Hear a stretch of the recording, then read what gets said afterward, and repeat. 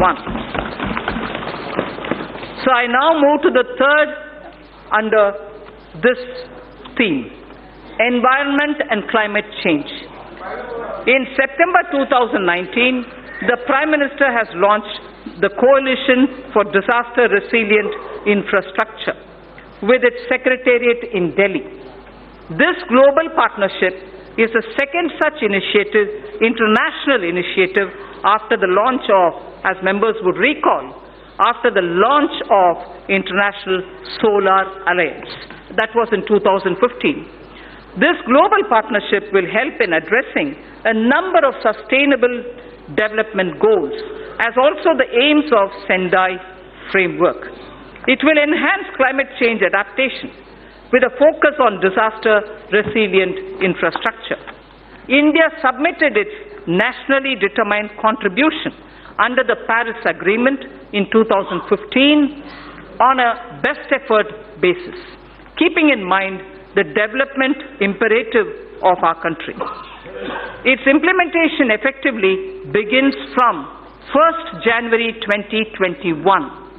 Our commitments as action will be executed in various sectors. Honorable Speaker, sir, I interrupt here only to say this is a very important point because a lot of our commitments which have been given in the Paris Climate Change Conference on best effort basis will start kicking in from 1st January 2021. Our commitments as action will be executed in various sectors by the departments and ministries concerned through a normal budget process. They will do it through the normal budgeting process. There are, however, yet thermal power plants that are old and their carbon emission levels are very high. For such power plants, we propose that utilities running them would be advised to close them if their emission is above the preset norms. The land so vacated can be put to alternative uses. In large cities having population above 1 million, clean air is a matter of concern. I'm sure a lot of our members will be keen to know about what steps are being taken for cities and clean air. The government proposes, Honorable Speaker, to encourage such states that are formulating and implementing plans for ensuring cleaner air in cities above 1 million. Parameters for the incentives would be notified by the Ministry of Environment, Forests and Climate Change.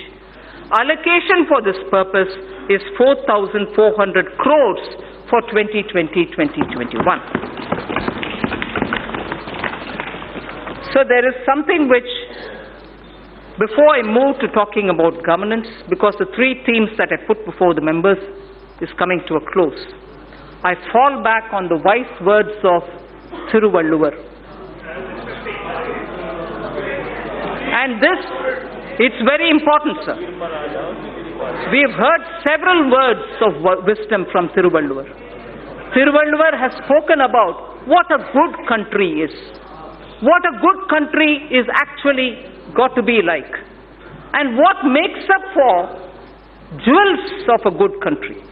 I first read it in Tamil, then I'll give you the meaning. Pini inmai, selvam, vilai inbam, emam. Pini inmai, selvam, vilai inbam, emam. Ani enba nattin vaindu. Ani enba nattiv vaindu. There are 5, what Thiruvalluvar says, which are jewels for a good country. The first is pini inmai, meaning the country will have to be without epidemics or illnesses, major illnesses. The second, he says, it should be wealthy. It should have wealth. It should have wealth. Vilai. It should also have velachal. In the sense, from the fields, it should have good crop. It should have inbam. It should have happiness. It also should have aimam, which is security and safety of the country. Sir, the 5 jewels. 5 jewels. Pini inmai, selvam, vilaivinbam, aimam, and inbam. Prime Minister Modi Modi. Ayushman Bharat. Ayushman Bharat for health for all is penny in mind. Selvam. Wealth creators will be respected in this country. Wealth creators will be respected in this country. Selvam. Vilaysal. Having good crops. Farmer PM Kisan. Doubling of income. Use of fertilizers and proper growth leads to surplus in horticulture, surplus in Silhan, surplus now, probably also in Dalhan. So the Prime Minister's program at health, at creating and giving respect for wealth creators and improving agricultural output and looking at ease of living, bringing happiness to people, and above all, the fifth aimam, this country's national security. You have enough proof to say national security is the top priority of this government.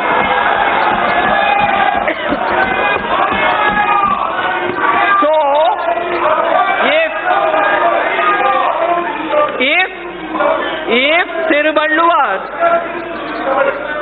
Thiruvalluvar, आपको कुछ होना चाहिए, तमिल में पढ़ा है, बैठ जाइए. That's right, sir. If Thiruvalluvar identified the 5 jewels for a good country, those 5 jewels are the ones which Prime Minister Modi is now addressing through his program. For health, Ayushman, for wealth creators, a respectable and honorable climate, good crops, happiness through ease of living, and national security. So, now with all that said, the bouquet of flowers which I would like to give every citizen with trust and faith, had flowers and aspirational India, had aspirational India, a set of flowers under aspirational India, had set of flowers under environment and economy and also commerce and industry. A third set of flowers was under the caring India, caring society that we want to have. Now this bouquet of flower is held by 2 hands, governance and other financial institutions. I speak about governance, sir, which is very important. Good governance is what is going to be giving face to the people. Honorable Speaker, sir, all the while I have explained the color and composition of the bouquet of flowers, schemes and programs. They were grouped under Aspirational India, Economic Development and Caring India. Now I speak about the 2 hands that will hold them. One such a hand is governance, which is clean, corruption-free, policy-driven, and good in its intent. And most importantly, trusting in faith, trusting every citizen, the aspirational youth, the hard-working women.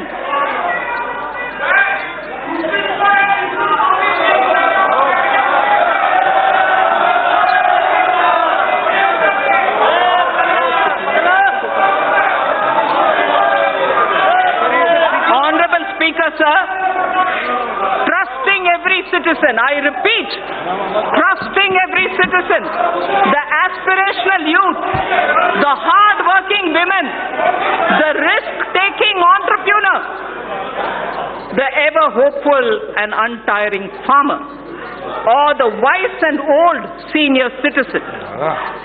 Many among them are taxpayers. Others may not be taxpayers now. Our Prime Minister has laid before us ease of living as a goal to be achieved on behalf of all citizens. An important aspect of both ease of living and ease of doing business is fairness, efficiency of tax administration. We wish to enshrine, this is important, Honorable Speaker. This is important, sir. Money being allocated to various programs is finance of this country. This is very important, sir. Businesses should have the confidence that things are being fair and the efficiency of the tax administration. We wish to enshrine in the statutes a taxpayer charter. Through this budget, a taxpayer charter is getting institutionalized into the statutes. It's going to be enshrined as a part of our laws. That's building trust. A taxpayer statutes will be a part of a taxpayer charter will be a part of our statutes. Our government would like to reassure taxpayers that we remain committed to taking measures so that our citizens are free from harassment of any kind. We mean it, and we are willing to put it in the law. Tax harassment cannot be tolerated when we are talking about citizens and wealth collectors. There has been a debate about building into statutes criminal liability for acts that are civil in nature. This is important, sir. There has been a debate about building into statutes criminal liability for acts that are civil in nature. Hence, for Companies Act, certain amendments are proposed to be made that will correct this. Similarly, other laws would also be examined where such provisions exist, and attempts would be made to correct them also. The government intends to introduce major reforms in recruitment to non-gazetted posts in governments and public sector banks. At present, candidates have to appear for multiple examinations conducted by multiple agencies at different points of time for similar posts. This places enormous burden on time, effort, and cost for young people. To mitigate the hardship so faced, it is proposed to set up a national recruitment agency as an independent, professional, specialist organization for conduct of computer-based online common eligibility test for recruitment to non-gazetted posts. A test center in every district, particularly in the aspirational districts, would be set up. For speedy disposal of commercial and other disputes, government has constituted various tribunals and specialized bodies. It is proposed to evolve a robust mechanism for appointment, including direct recruitment to these bodies to attract best talents and professional experts. A stable and predictable business environment is a key objective of this government. There is also a strong argument for ensuring that contracts are honored.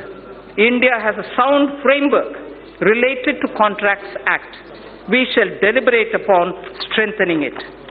There is a growing need, sir, for Indian statistical system to meet the challenges of real-time monitoring of our increasingly complex economy. Data must have strong credibility. The proposed new national policy on official statistics would use latest technology, including artificial intelligence. It would lay down a roadmap towards modernized data collection, integrated information portal, and a timely dissemination of information thus collected. I am happy to inform that India will host G20 presidency in the year 2022. That's the year of 50th anniversary of independence of the Indian nation.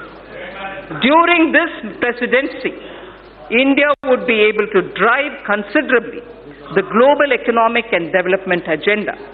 For this historic occasion, I allocate a sum of 100 crore to begin the preparations.